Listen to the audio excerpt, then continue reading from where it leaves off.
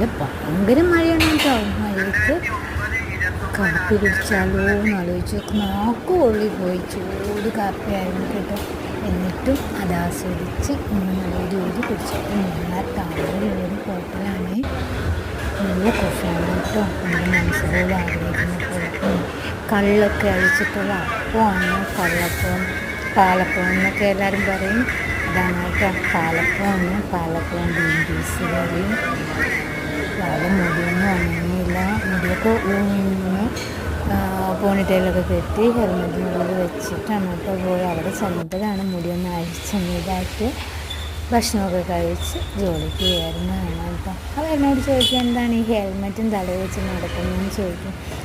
വണ്ടിയിൽ വെക്കാൻ പാടില്ല. ഇല്ല, നിങ്ങൾക്കും കൂടിയാണ് ഇത് കാണുന്ന ഓരോ ആൾക്കാർ ഒരു ഓർമ്മപ്പെടുത്തലാണ് ഹെൽമെറ്റ് യൂസ്. ഹോസ്പിറ്റലിൽ ദിവസം 18-20 കേസുകൾ വരെയും വരാറുണ്ട്.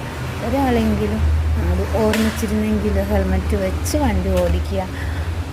അതാണ് എനിക്ക് എൻ്റെ പ്രിയരോട് പറയാനുള്ള